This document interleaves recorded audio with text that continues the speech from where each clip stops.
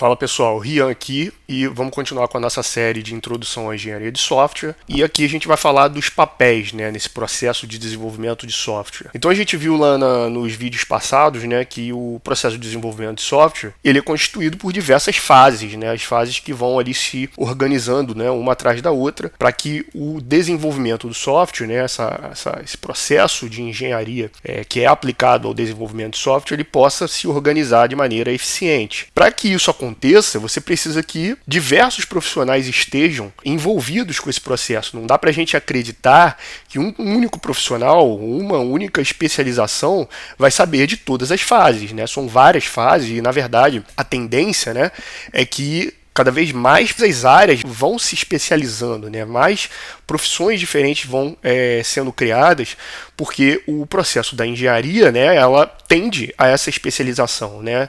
Então, esses papéis, né, que a gente quer falar aqui no processo de desenvolvimento de software, então ele é realizado, né, por diversos profissionais, como a gente comentou, né, e eles vão ter, obviamente, competências diferentes e, consequentemente, responsabilidades diferentes, né. Os diferentes papéis atuarão no processo de desenvolvimento de software realizando tarefas relacionadas ao seu papel, visando um único propósito. Então, perceba, tem diversos papéis, né, cada um com as suas responsabilidades e competências, mas o projeto ele precisa estar alinhado. Inclusive, você precisa de um profissional, né, que vai justamente alinhar os diversos papéis. Esses papéis, né, eles podem variar dependendo da metodologia que está sendo aplicada, inclusive do software que está sendo, né, o software, o sistema, o programa que está sendo desenvolvido, né. Não existe exatamente uma padronização de todos os papéis, né, ou de todas as responsabilidades que vão estar caracterizadas em todos os projetos, né. Mas existem alguns que são padrões, né? Ou mesmo que não tenha ali o profissional, alguém precisa desempenhar alguns desses papéis. O primeiro deles, né, que a gente poderia falar, são o que a gente chama de stakeholders, né, que seriam os verdadeiros interessados no processo de desenvolvimento de um software, né? Então, para que um software seja desenvolvido, alguém precisa ter interesse nele, né? Ninguém vai começar a desenvolver um software do nada, né? Você precisa ter uma motivação, você precisa ter um propósito. Esse propósito, essa motivação, normalmente vem do interessado, que a gente chama de stakeholders. Esses interessados, a gente pode caracterizá-los em diferentes papéis também, né? Então, um dos principais são os nossos clientes, né? Então, clientes são aqueles que solicitam o desenvolvimento de software e são os principais beneficiários do produto final, né?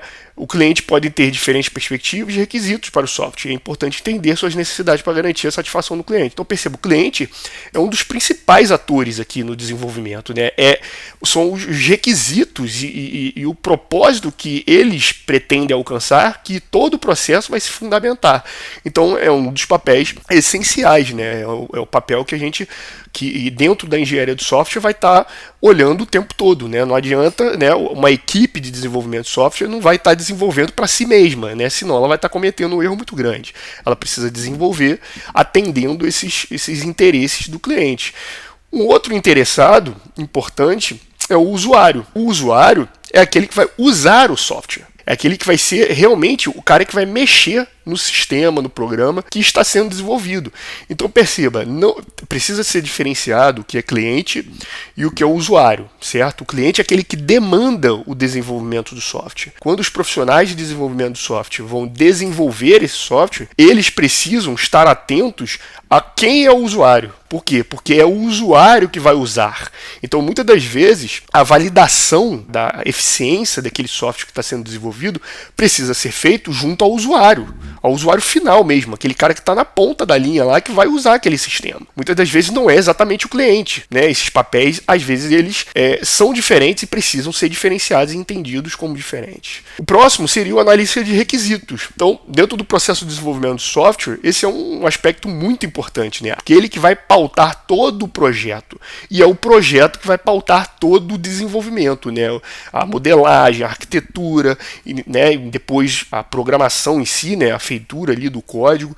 Tudo vai estar pautado na análise destes requisitos. Então, a pessoa que desempenha esse papel, né, de analisar os requisitos, ele vai ficar responsável ali por entender e documentar as necessidades e as expectativas dos clientes e dos usuários. perceba, né, a ligação que esse papel de analista de requisitos faz com os stakeholders, né? Então eles trabalham em estreita colaboração com as partes interessadas para coletar e analisar e documentar os requisitos do sistema de forma clara e abrangente, né? Então perceba, existe um produto final ali, né? Todo o trabalho do analista de requisitos vai estar consolidado, né, em documentos que vão orientar ali o que existe de requisitos por parte dos stakeholders, né? O próximo seria o arquiteto, né? Então, o que o arquiteto faz? Ele, a partir do momento que o analista de requisitos analisou junto aos os usuários e os clientes quais são os requisitos, quais são as delimitações, o arquiteto ele precisa desenhar, ele precisa projetar esse sistema de maneira a atender os requisitos. Então o arquiteto ele vai estar responsável por definir a estrutura do sistema.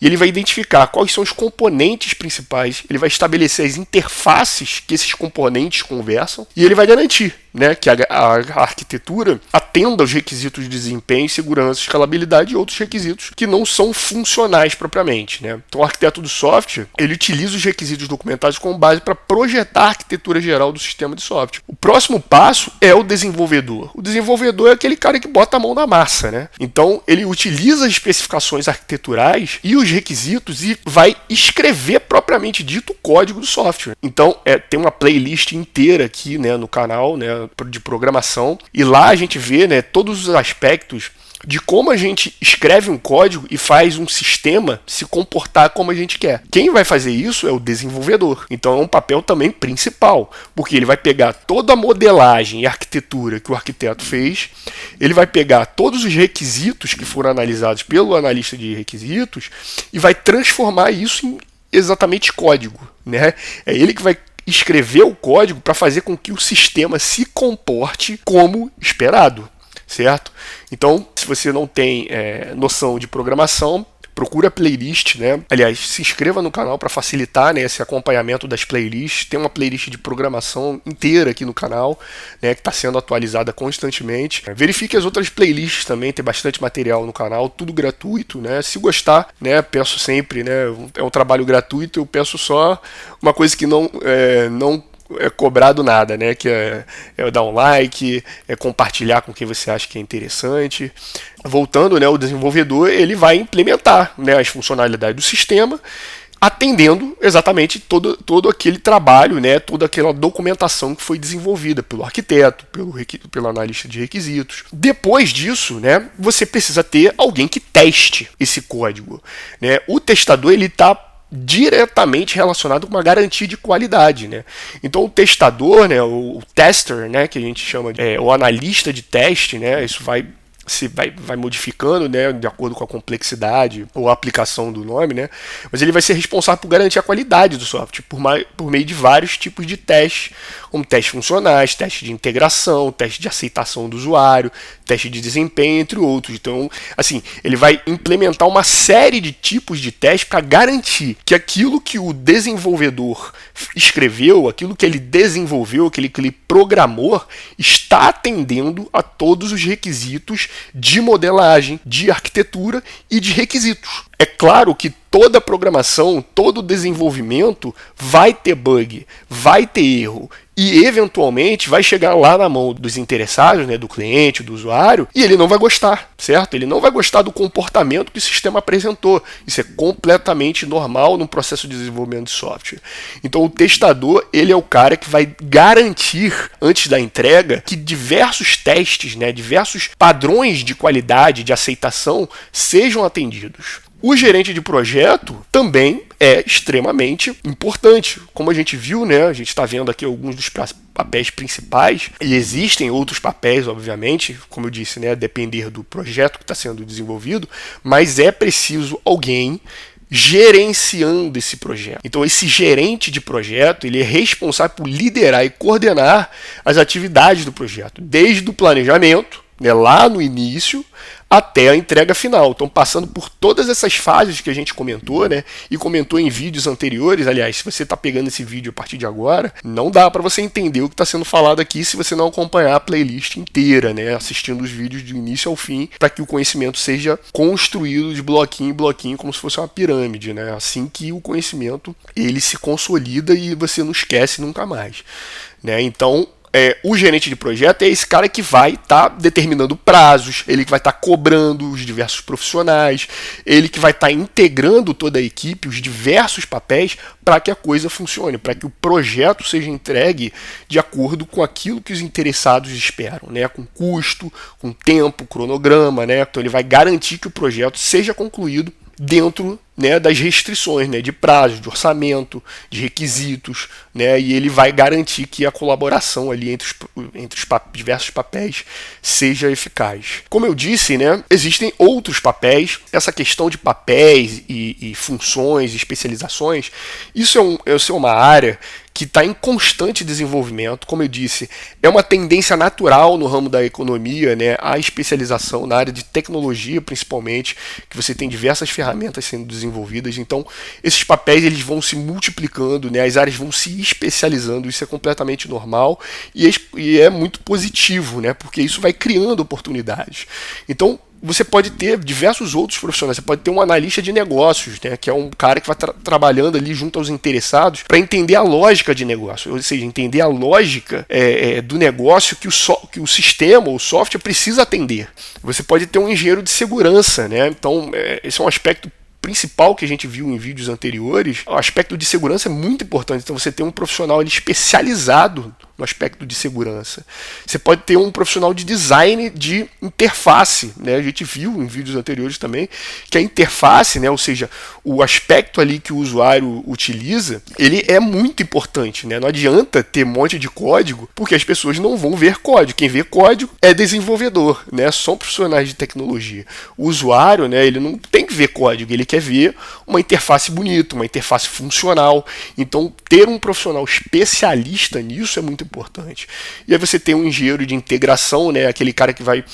Quer dizer, qualquer sistema que é desenvolvido, esse sistema não vai estar sozinho, né? Então, você imagina um sistema que gerencia uma loja. Esse sistema ele precisa conversar com um sistema de pagamentos, por exemplo. Então, ter um profissional que integra sistemas diferentes é muito importante. O engenheiro de teste de desempenho, né, um engenheiro ali que vai estar acompanhando o desempenho do software, né, do sistema, né? Não basta você fazer só o teste para poder fazer a implementação. Precisa ter o acompanhamento, monitoramento, ter um profissional acompanhando esse desempenho e otimizando o desempenho desse software também é muito importante. Além de um profissional especialista, né, em documentar, fazer a documentação desse software também é extremamente importante. E um conceito bastante moderno e bastante em alta aí é o DevOps, né? É basicamente um profissional que vai trabalhar com uma continuidade do desenvolvimento do software, né? O software normalmente ele tem um ciclo de vida e o engenheiro de DevOps ele é um profissional que ele vai garantir que todo o processo de desenvolvimento e de deploy, né, que a gente chama, né, de implantação do sistema, seja contínuo e integrado, né? Então é um conceito bastante moderno. É só para vocês aqui, é exemplificativo, mas para vocês entenderem que esses papéis eles são múltiplos, né? E a tendência é essa, exatamente essa, garantindo assim diversas oportunidades no mercado de trabalho. Por isso que esse é um tema bastante importante e que eu quis trazer para esse vídeo. Por esse vídeo é isso, pessoal. Obrigado por assistir até agora. Se você gostou, peço que se inscreva aí no canal, né? Facilita você acompanhar a playlist, não só essa, como as outras. Peço que curta se você gostou, né? Curta o vídeo. Compartilhe com quem você achar interessante e até o próximo vídeo.